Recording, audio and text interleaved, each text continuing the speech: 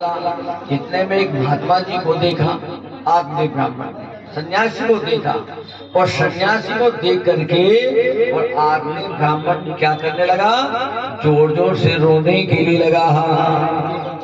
तो महात्मा जी ने विचार किया, अरे ये कैसा भगवान का भक्त है, देखो मुझे देख करके संत के रूप को देख करके रोने लगते हैं।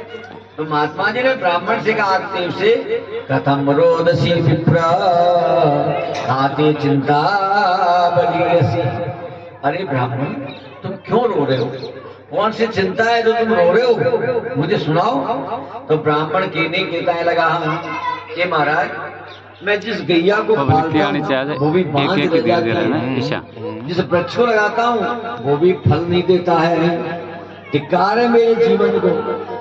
मैं जल मेरे पितरों को चढ़ाता हूँ तो पितर भी उस जल को ग्रहण नहीं करते हैं, उस धन को धिक्कार है, उस कुल को धिक्कार है जिसमें कोई संतान नहीं है। तो महात्मा जी के लगे, ब्राह्मण देवता मुंचा ज्ञानम प्रजारूपम बलिष्ठा कर्मणो गति विवेकम तो समासाद्यो तद संसार भाषणा। अरे ब्राह्मण देवता, ये तो भगवान की अपूर्व कृपा है, तो तेरे कोई संतान नहीं है, संतान तो दुख को देने वाली है, क्या करेगा संतान को। तो ब्राह्मण कहने लगा, ये महाराज मुझे आप ज्ञान मत दो, ज्ञान तो मुझे बहुत आता है, 4 वेदों का ज्ञाता तो मैं हूँ, अब मुझे देना ही चाहते हो तो मुझे तो पुत्र दीजिए, मुझे तो पुत्र दीजिए। तब वो महात्मा जी कहने लगे, तुम पुत्र की बात कर रहे हो, इस जन्म में तो क्या तुम्हारे 7 जन्म में भी पुत्र का सुख नहीं है। अब तो ब्राह्मण और जोर जोर से रोने लगा, क्यों कि पहले तो मैं यही सोच रहा था इस जन्म में मेरे संतान नहीं है, लेकिन इन्होंने 7 जन्म का और दुख दे दिया। सप्त जन्मावधि पुत्रो नेवचो नेवचो, 7 जन्मों का भी दुख हो गया। अब कहने लगे ब्राह्मण, हे महाराज या तो मुझे संतान दीजिए, नहीं तो तुम्हारे चरणों में सिर पटक करके प्राणों को मैं त्याग दूंगा। महात्मा जी ने वो समझाया, क्या करेगा संतान को, नहीं प्रभु मुझे तो संतान चाहिए। महात्मा जी को दया आ गई, महात्मा जी ने एक फल निकाला, और फल निकाल करके आत्मदेव ब्राह्मण को दिया और कहा, देख भैया इस फल को ले जा, एनम भक्ति पत्ना त्वम तथा पुत्रो भविष्यति। इस फल को ले जाओ और तुम्हारी पत्नी को खिला देना, निश्चित ही पुत्र की प्राप्ति होगी। लेकिन ध्यान रखना इस बात का, सत्यम शोचम दया दानम हे भक्ताम तु भोजनम। सत्य का तो पालन करना, पवित्र रहना, दया का भाव रखना, दान करना और एक समय भोजन करना, नियम से रहना, निश्चित ही पुत्र की प्राप्ति हो जाएगी। महात्मा जी ने वो फल को दिया तो महात्मा जी चले गए। इतने में महाराज आत्मदेव ब्राह्मण इस फल को लेकर के चलते चलते आए और अपनी पत्नी दुल्ली को दिया और कहा, इस फल को तुम खाओ। तो दुल्ली कैसी है, रेस काटने, घर का तोड़ने वाली। अब तो हमारा फल को हाथ में ले लिया और कहा, हे नाथ इस फल को मैं खा लूंगी। आत्मदेव ब्राह्मण भी चले गया। अब तो हमारा उस फल को हाथ में ले लिया और क्या विचार करने लग रही है, ओहो चिंता मवत्पन्ना फलम चा हम न भक्षये। अरे इस फल को मैं नहीं खाऊंगी, क्यों, इस फल को खाऊंगी तो मैं गर्भवती हो जाऊंगी, जब गर्भवती हो जाऊंगी तो अब तो मैं 5 रोटी खाती हूँ, पेट में बालक आ जाएगा तो 2 ही रोटी खा पाऊंगी। और स्वलभज्यम ततो शक्ति गृह कार्याम कथम भवेत्। जब पेट में बच्चा आ जाएगा तो घर का कार्य मैं कैसे करूंगी, घर का काम में नहीं होगा। और देवयोग से कहीं आग लग गई तो मुझे तो भगा भी नहीं जाएगा। और फिर तो उस बालक के लालन पालन में तो और भी दुख है। और फिर मैं तो जच्चा घर में रहूंगी, मेरी ननद आएगी, मेरी ननद संभाल को सूत करके लेकर के नहीं चले जाएगी। नंदा समृते तदा, ऐसा विचार करने लग रही है, मैं क्या करूं, इस फल को क्या करूं, इस फल के भी तो वैसे ही बढ़िया है। महाराज यहाँ पर मुझे दृष्टांत याद आया।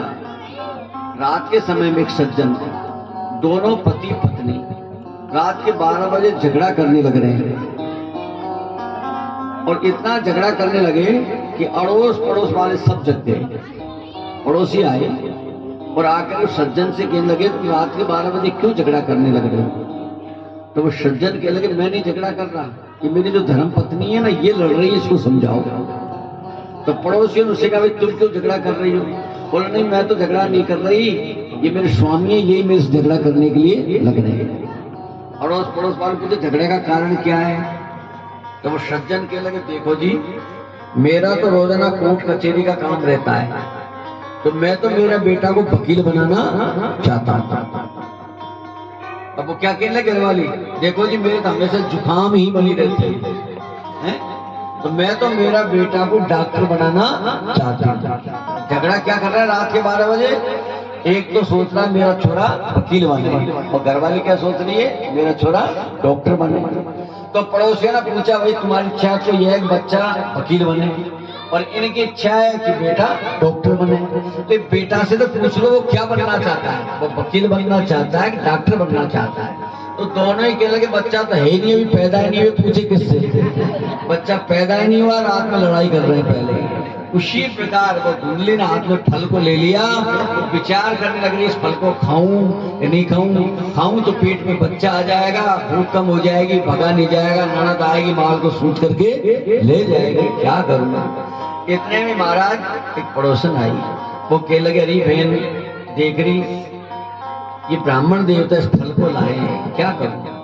तो पड़ोसन कह लगे फल लाए तो खा ले, तो वो तो चले गई। इतने में उसकी बहन आई, एकदा भगनीतस्या रक्षसक्षया गता तदग्रे कथितं सर्वं चिन्तयामि में। बहन आई धुंधली की, वो कहने लगी देख रही बहन ये ब्राह्मण फल को लाए, मैं क्या करूं?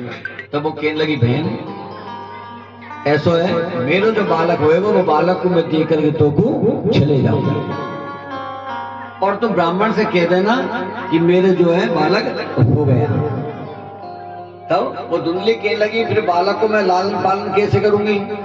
तो वो कहने लगी मैं ही तेरे घर आ जाऊंगी, मैं उसको दूध पिला करके बड़ा कर दूंगी, तो ब्राह्मण से कह देना कि मेरे तो बालक हो गया। देख रही बहन मेरे घर में तो खाने को नहीं, तेरे कोई खाने वाला नहीं, अब बहन की क्या इच्छा कि मेरा बेटा इसको दे दूं तो पूरी संपत्ति मेरे ही आ जाएगा। बहन की इच्छा यह है कि पूरा माल तो मेरे ही आ जाएगा। तब वो धुंधली कह लगे बहन तेरे बालक को तो मैं ले लूंगी, ब्राह्मण से भी कह दूंगी कि मेरे ही हुआ है, लेकिन फल को क्या करें? तो बहन कह लगी इस फल को गैया को खिला दो, जिससे फल की भी परीक्षा हो जाएगी ही। अब तो महाराज दोनों ने मिलकर के और उस फल को गैया को खिला दिया।